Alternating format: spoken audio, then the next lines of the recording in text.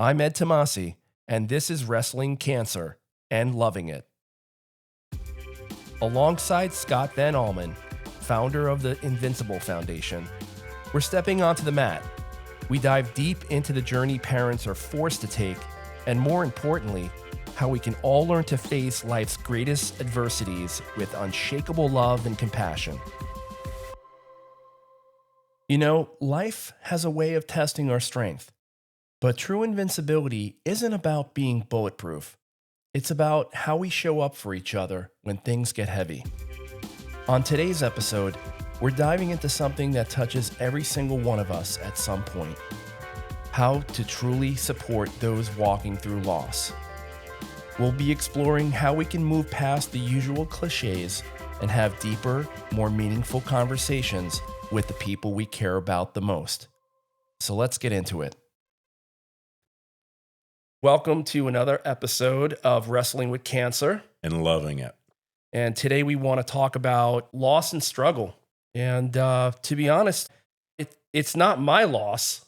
And I say that sarcastically because it's sort of a topic that people struggle with when trying to support you and Kim and other families, because they can only sympathize, they can't empathize, right? And so they maybe just don't know how to approach it. So today's episode is sort of talking about supporting those with loss, how to do it, and maybe some reflection on how people have supported you. Yeah, dude, I love the title because it's provocative and it sounds so unreal. It's not my loss. It's harsh. It's really harsh. But in my reality, and more importantly, the reality of most of the 60 plus families that we've served, it's kind of true. Now, as we unpack all of this, no one, especially those that love you, are being sarcastic, nor are they saying that. But the behaviors around how they support somewhat resemble that.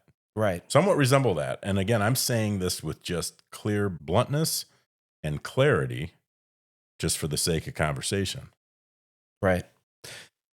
So tell me how people have approached you in supporting you and or Vince and or Kim, whether it was a conversation they wanted to have with you that they maybe didn't fully ask a question. Tell us about asking a question, because a lot of times, for at least for me in my personal experience, and that's the only way I can kind of ask you the question here, is that when we first heard of Vince having cancer, we didn't know how to approach you other than asking you how you guys were doing or how Vince is doing. And it was a single question. And I don't know if we were ready for the true answer. Tell us about that two-step process, because it really enlightened me when you told me and almost taught me to ask the question a certain way. Yeah, it's interesting because why would you know how to ask a question if you've never been immersed in it? And then I hear from myself in our experience and the families that we've helped is that there's no playbook for any of this. Right. There's no 15,000 kids a year get pediatric cancer.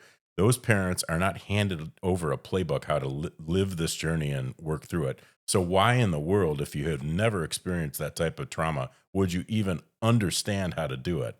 So Ed, your situation that you just brought up is the norm, and that's okay. It takes me, a while to get there and be okay with that. But the reality is there is a ton of hovering when you get trauma-filled situations that now you're a part of, whether you're swimming in it immediately with like a direct family member, or you're like somebody like you, a friend who loves and cares on the periphery, but you're just not in it. You're not in it. And so there's a ton of hovering around that situation, and it usually begins with awesome intent. So, because what I'm going to say sounds pretty provocative, and I guess you could construe it as harsh, but the intent is awesome, and it's loving, and it's the right intent. It's then how is it handled, and how is it delivered to be best for the person in the loss/struggle situation, That is most meaningful out of this conversation. So I'll frame it up that way. How it usually starts, so if I go back to January 1 of 21 and Vince gets diagnosed, and our world is literally flipped upside down, and we are swimming immediately in chaos crisis that has not a good outlook for our child. We are in complete fight or flight mode and complete protect mode. And people came out of the masses everywhere. People, acquaintances, loved ones, all of those people who were intrigued and or cared came out full force. And we felt it. And it was awesome. Full force, meaning, what can I do? How can I help? Praying for you, thinking of you. I mean, you name it. There were great physical shows of appreciation and jumping in. But like anything else, and we didn't know it, the journey's 2.5 years if your kid lives with leukemia. 2.5 years. Wow. Other people have to go on with their lives, right? Right. Life has to go on at some point. So what you see is the full court press, and then life happens, obviously, and people start backing off. That's the big picture. So pediatric cancer, from a parent perspective, can become very isolating. Very isolating, because you're going through the longest cancer journey with your child, by the way. It's not you, it's your child. And you're stuck in that while the rest of the world keeps kind of humming along. So that in itself can be very isolating. And then so I'm getting to the core of what you asked. And then what you start encountering is having to answer the same questions the same way all the time. And to your point, where you're going with this is, what questions do you ask? Scott, what questions do you have to field the most? And again, they're great intentional questions, but it's like, how are you? How are you doing? And you can tell, Ed, and I can tell, and 95% of the people with decent emotional intelligence can tell when somebody's asking that question, if they're being sincere and if they really want to camp out in that moment and really unpack that, right? Right. And most of the time, it's fleeting. And as you build up a tolerance as a parent, you can start reading this more accurately. So when those questions would come, and Scott, how you doing? How's Kim? How's Vince? I'll answer those things honestly. But I'm not going to park and give you everything, because I know you're probably not ready for that. Right. Right? Right. Or it might be I just ran into you in the store. Yeah. Right. And I don't know if that's the appropriate place to sort of park. Right. Exactly. Time and place as well. Totally fair. Right. I mean, totally fair. And so I think we just get, and again, there is no right or wrong in this. There's no playbook. We're just learning together. The ultimate goal of what we're talking about today, I think, we're not therapists, by the way. Absolutely not. So I know Ed doesn't have a PhD. I know this for a fact. Okay. So, but I think the ultimate goal is here, how can we share experiences that maybe not a lot have had, that can be applied to other people and other things, and other things besides cancer, to be able to have a deeper relationship, a better understanding of one another, and to get along and be ultimately supportive. Right. Right. And that could be supporting a loved one through a surgery. That could be supporting a child through something. Heck, that could be supporting Ed lost his pickleball game and he's really upset. It doesn't really matter, right? So it's wide ranging. And this gets to the crux of it, is that, number one, there's sympathy and empathy, and they're both really important in a situation like this. Again, if I go back to myself, it's really important. Sympathy is what you see all the time. Man, thinking of you, praying for you. I'll take all the prayers I can get whenever they come. Empathy is way different. Empathy is literally walking in someone's shoes. And that's not physical, and this means it's emotional. Right. So you think about that. If I'm going to really walk in your shoes, that means I've got to do a great job of listening and asking questions. And perhaps even letting this be really vulnerable for me, that might emit tears. And that's uncomfortable. And you need to be okay with that. And that is uncomfortable. That's uncomfortable for a lot of men. I'll tell you that. Right. So a lot of men will hover around this situation and not let it out. And I mean men who are outside, meaning it's not my loss, they're outside of it, to men that are swimming in it. Right. We tough guys, class A personalities want to bury and move on, bury our emotions, move on, bury our emotions, move on. There's an expiration date in that. Have fun with that for 2.5 years. You know what I mean? Yeah. And so again, back on track. What questions do you ask or don't ask here? The way I handle it now, almost being 6 years into this, and not only having my own role with my own son, but also talking and building relationships with 60 plus other families, it becomes clear for us how to best manage when we should disclose everything that's going on and when we shouldn't. And my rule of thumb, the Van Almen principle, whatever you call it, is if Ed's going to come up to me and say, "Hey Scott, how's it going? How's it going with Vince?" And I can sense there's some reality that he wants to actually hear this answer, then I'll probably give him the same staged answer I'd give to anybody. And I'd say, "Hey, he's doing all right." And I'd give him a brief update, and I would leave it at about the 20% mark of if 100% is full disclosure, I'd give it about 20%. I'd give Ed what he needs, and I would just leave it at that. What happens next dictates the rest of this conversation. If Ed then listens to that and he's ready, the rule should be for Ed to say, now really tell me how you're doing and what's going on. So ask it twice, and the second time with, I guess, more intent. Yeah, and more empathy, and maybe it's a hand on a shoulder, or maybe it's just something that you can read and feel emotionally. Right. And my responsibility now as the person is to give Ed everything and not hold back. And we've got roles in this, and that's really my role. And that's the same role I, again, direct or talk or consult with these families, is that same thing. Because you're going to have a lot of people asking how you're doing. A ton. And that's good. I'm not saying that's not bad. Right. That is good. But there will be 1 or 2 times that people will really want to park and hear it. And I'm not talking about hospital staff, by the way, because they're great at it. I'm talking about your everyday friend, neighbor, family, mom, dad, brother, sister. Right.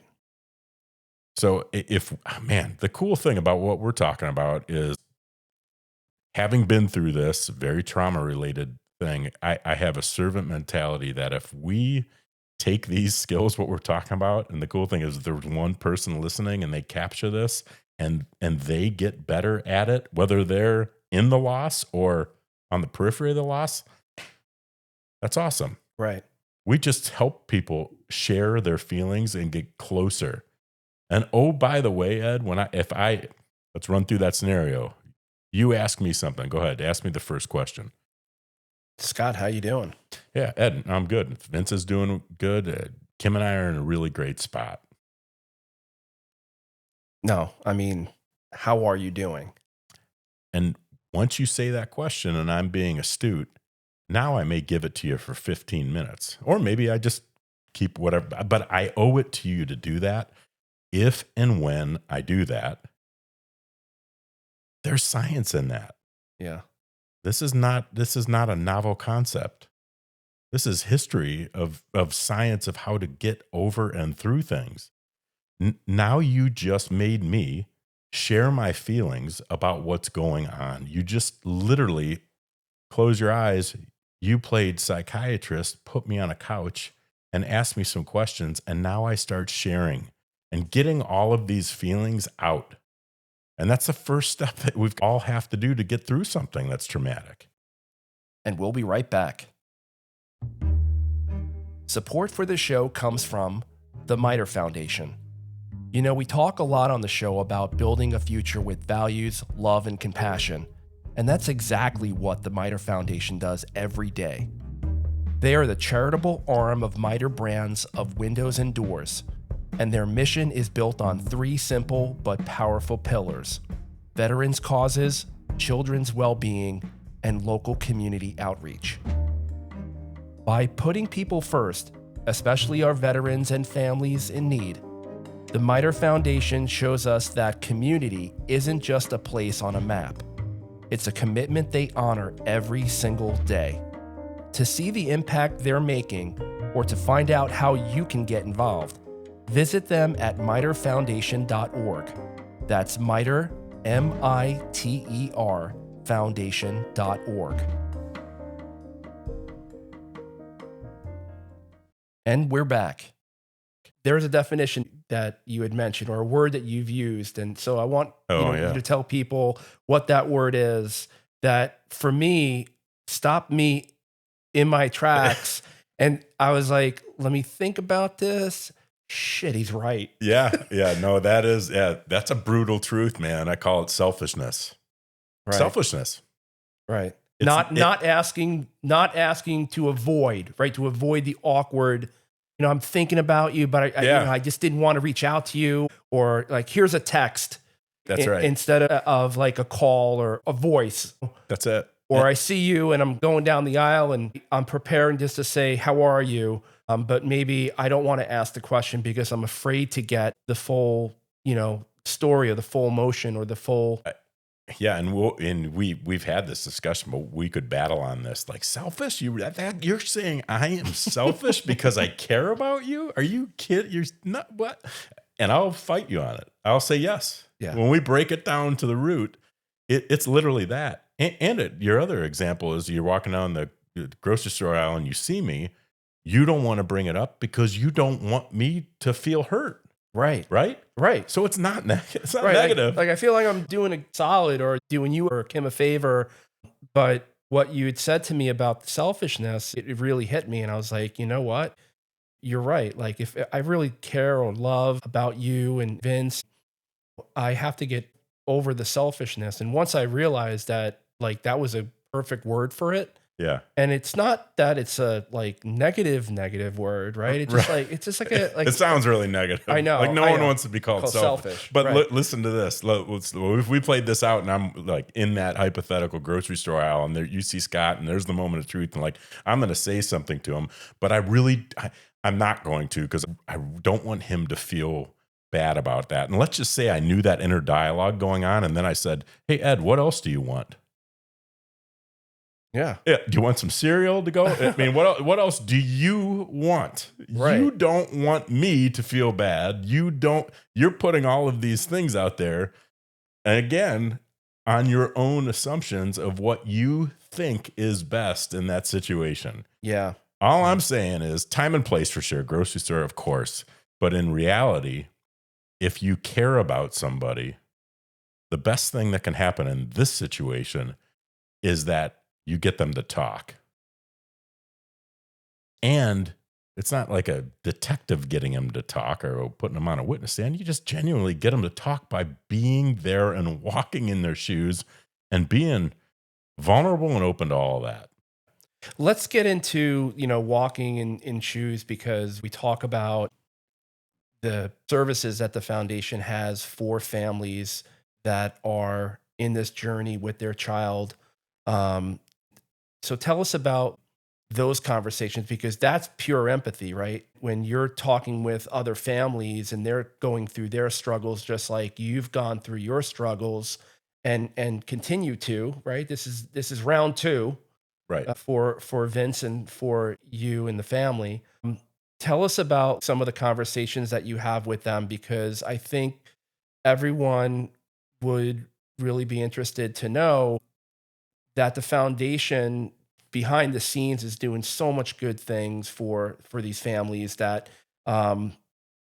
that last them forever. That last forever, whether it's the impressions or the financial or just the thoughts and the prayers. Like, talk about what the foundation does and what you do. Yeah, this is difficult for me on two different levels. The one is difficult to share about what we do and or I do, in the sense that I'm really cautious about championing these things as how they may be looked onto me. So there is no glory in any of this. There's glory to God.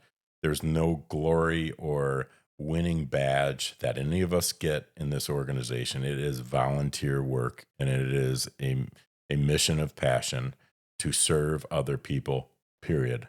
And I happen to be someone who got handed a ticket of strife, trauma, and has worked really hard to figure himself out, along with having a great family and support system to help that. And we pivoted to try to help other people, period. So I needed to say that as a disclaimer to hear those words come out of my mouth, because I never want this to seem like I'm the authority on anything, period. But I'm just a person trying to help another person. And in that role, we get into heavy, heavy conversations. I mean, and of course, I'm not going to name names, but these are conversations that are consistent. And most of the time, I'm the listener and doing those things that we already kind of talked about from a tool standpoint. And just the other day, I had 3 conversations with 3 families, 2 of which have lost a child. Their child has died because of cancer. And the third family has a child that is now in a terminal situation with very little hope of living. And those conversations, again, I am not schooled in psychology or psychiatry. So anybody out there listening for some sort of hint of a process, relax, because I'm not on your level. But I am on the level of understanding, because I've been through that storm and continue to go through it. And that's where I just focus. I focus on being in the moment with these families. And so when I referenced those 3 conversations, they were 40 minutes at a time. And one of the conversations was so fresh, where I'm talking to a mother who literally has just lost their child on the phone. And I'm talking lost their child day of. And so I've navigated that one other time in my life. So this is the second time. And I can tell you, I didn't have any novel approach besides crying for 10 minutes, Yeah. not saying anything, letting her speak for most of the time, and just listening and just supporting with things like, I can't imagine it. I can't imagine what you're going through. Right. I can't imagine what you're going through. In that role, I would say it's not even tricky anymore. I'm not trying to look at some process of what to do.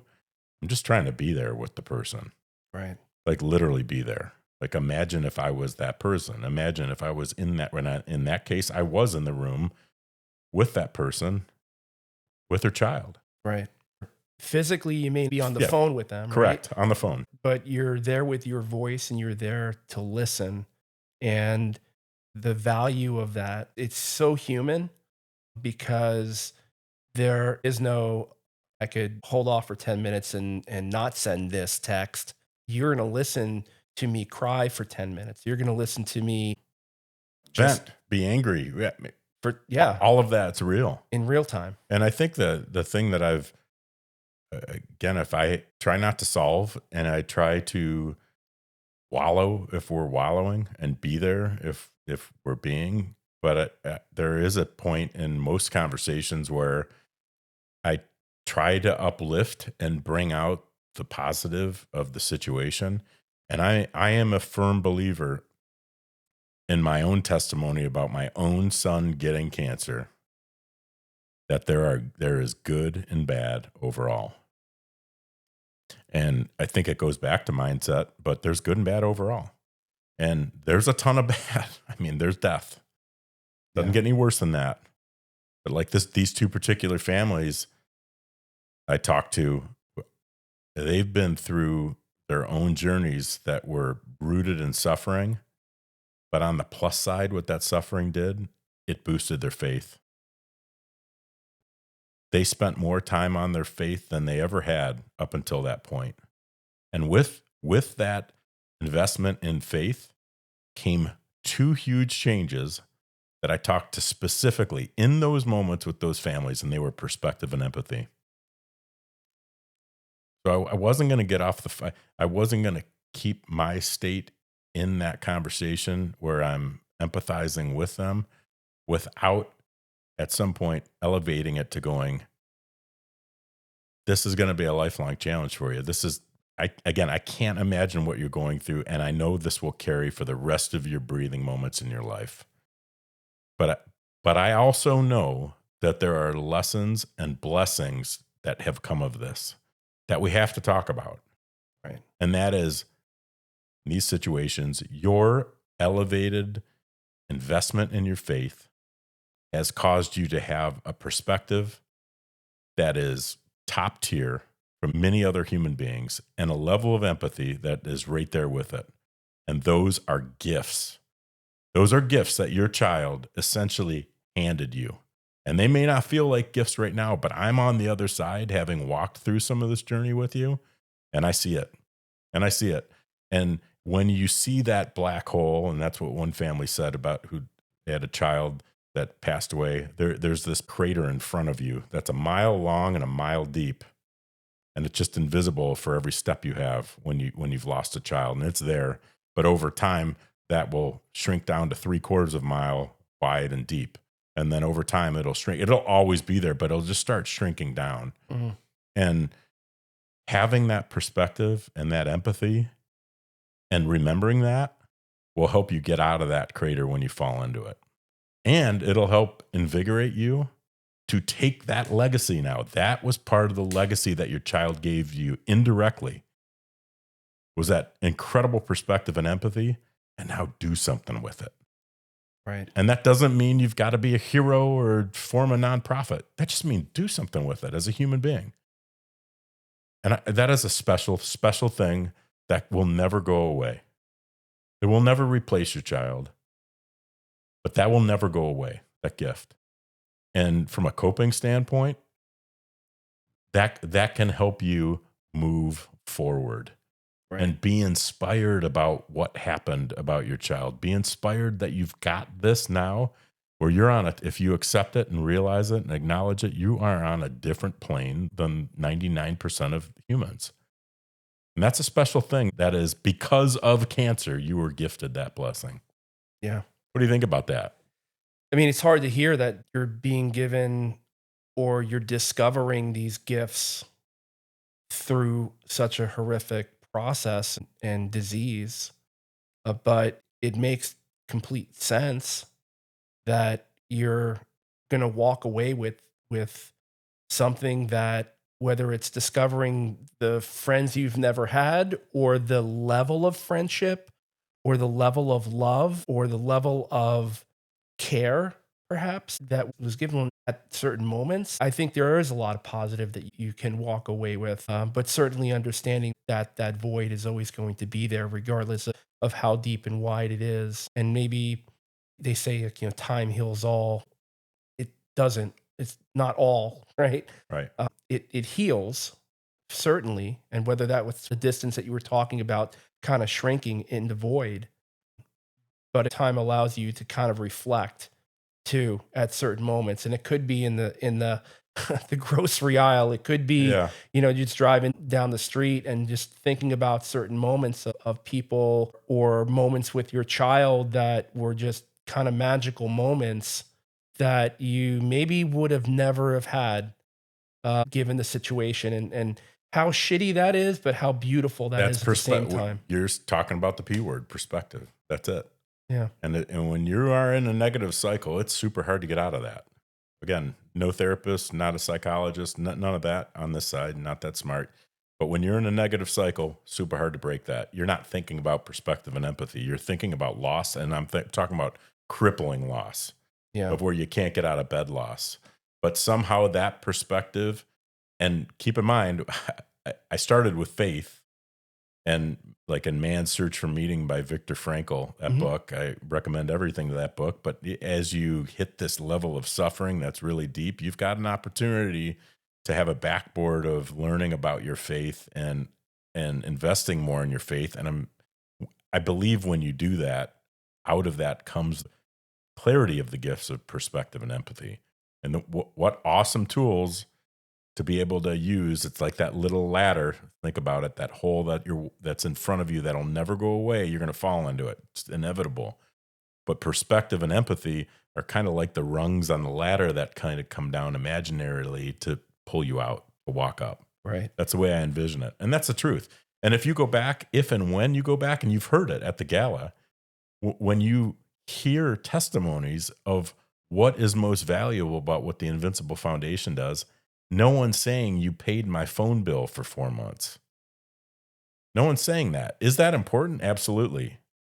In the flow of things, it's really important. But everybody that was standing on stage and everybody that you talked to off the stage was saying about the intimate relationships and the empathy that was shown is what sets what we do apart. Yeah. To me, the common denominator in the stories were talking and listening. Like you said, it's just not about paying a bill, and those things are important in certain moments, but at the long term is the voice, is you talking to people and listening to people and taking that time, that 40 minutes or whatever that amount of time is, and for you to proactively make the phone calls. I mean, so many examples of in the moment, like making a phone call and that person being in a situation where they were just asking for your voice and you called, Right. right? Right. And so there was a lot there during the gala that the message was clearly received by everybody, from those that were up on stage and from the stories that you had mentioned of the families that were in our presence on the tables throughout the gala. Yeah. And it comes back to, so I appreciate you recognizing that. And I love that you felt that and you saw it and you continue to do as a board member. The lessons that come out of this, it's interesting as we're talking about it. I have a sales mind. And it's like, well, how can I get better at sales? And it's like, Ed just said it. Listen and take action. You brought up a great little phrase, and I'm getting a sidetrack, but you brought up a great phrase that's so funny. You said, "Do therapists text?" Right? Right. And I guess that's the take home for any of us in any situation. Like if you care about somebody and you want to work on connecting, or maybe you want to work on your relationship with your kid or your wife or your spouse or your boss or your customer or your whatever, texting is a great thing. But boy, has it diluted our ability to actually have empathy. It's diluted. It's the easy pass, right? Yeah, well, there's a time and a place. Yes, it's useful. It is. There's a time and a place, and maybe somebody can't talk right at that moment, but they'll read what you have to say, and in that moment, you can express your feelings or give your message through a text, and there's nothing wrong with that. But I think there's many situations and conversations that need a voice and need to be heard. Yeah. When time and a place, when we have to connect, especially something like we're talking about, the connection with somebody who's going through an unavoidable suffering situation, right? A text may be the first foray to crack that open. Yeah. But it can't just be a text Right. or an email. Right. If you love them. Right. If you really love them and care about them. Yeah. That's where if we're going back full circle, that's where the selfishness is. I don't want to dip my toe in there because I don't know, or I think. Right. Or I'm afraid. I'm afraid. I don't want to make him feel, oh, really? You don't want to make him? What else don't you want? Right. Just do it. Right. Just jump in. It's not about you. And, right. Now that I say that phrase out loud, it's not about you. That's my own coping mechanism for getting out of these conversations. Because I will have an energy depletion unlike no other having some of these conversations. And I'll physically, nearly all the time, say, why are you doing this, in my own head? Hang up the phone and be upset and have just a complete drainage of energy and ask myself, why am I doing this? And somewhere I'll come back to, it's not about me. Right. It is not about me and my feelings. Even though it's not my loss. Yeah. It's their loss. It's their loss. And it's about them. It's about him or her. Right. That's what it's about. If I cry and whatever else, guess what? It's not. I'm not in those shoes right now. So let me just be there with them and support them. The millions listening at home and the hundreds of thousands in attendance here, and including Ed, do it yourself and put this to test. Sit down and ask somebody, how you doing? And as they give you the canned answer, say, no, really, tell me what's going on in your life. Right. And see what happens. Yeah. I mean, I could attest to it. It's definitely changed the way I do approach it. And I'll ask it pretty quickly, that second question, when I'm ready for it, when I know that person is ready to talk to me Yeah. about it in that situation. I'll get right to the second question pretty quickly. Yeah. And what typically happens is some people open up and they'll talk more Yeah. about whatever subject. They'll talk more. Yeah. And again, we're not trying to play some science experiment game, but it's all about engaging and it's all about intent around empathy. No, if going to professional therapy is about the therapist listening and understanding and then giving some sort of guidance, And right? asking good questions. Right? As a best friend, I'm not going to have the clinical answers or pathways, but I'm a human being and I love or I'm very good friends or I really, really care about you. I'm going to ask that question. I'm going to give you that time for you to talk and for me to listen and also for me to provide you with what I'm feeling. It doesn't need to be a pathway or a solution. It's just my feelings based on that. And so asking it, like I said, was a, sort of a game changer for me in the way I approach other things, whether it's loss or adversity or something just less, maybe less serious, like a situation at work that stressed them out. I'm going Right. to ask them a second time because I think sometimes people really want to know that you're going to be there for that 40 minutes or just be there just to listen to the real answer. Yeah, totally. I think it's subconsciously in everybody's brain that they want to be heard. Just totally is. I'll wrap this thing up with saying this. If you don't do that, so if you remain uncomfortable, and I'll use the selfish word, if you remain selfish, going, well, I don't want to make Scott feel upset, or I'm not sure what to do, or that's really heavy, and I don't know if I'm ready for it. If you just do that, know what's happening, what the reality is probably happening in that person's world at home, whether to them, their family member. So when they're facing this type of trauma, and I'll just say pediatric cancer type of treatment, let me paint the picture for you. What that person's going through is like this. Picture that person about 500 yards out in an ocean. It's not too deep yet, but they're up to about their mouth or nose, and they're out there. And everybody else, it's a beautiful sunny day. Everybody's walking on the beach. And this person's 500 yards out, kind of hard to see. And they're bobbing up and down to try to breathe. And they're waving frantically. It doesn't look like they're drowning because they're not necessarily drowning, but they're on their tiptoes, bouncing up and down with their, getting their head out of the water, take a breath, and waving their arms, like waving. And people are on the beach, nice, beautiful day, walking. And they see this. And they see this person. And for a second, they notice distress. But then when they see it, they're like, oh, they're bouncing and they're waving. And you can kind of picture those people on the beach, like the ones that are concerned are like, oh, hi. And they start waving back. And then no, they're not drowning. Okay, I'm going to keep walking. Mm. And that person stays out there for a day and a week and a month and a year. And everybody else is watching and checking in. They're checking in. Oh, they're not drowning. And they keep going. That's what's happening. That's exhausting. Yeah. So if you choose not to react, if you choose not to dive in those waters and really inspect, you're leaving that person with a pretty helpless feeling Yeah. and a pretty isolated feeling.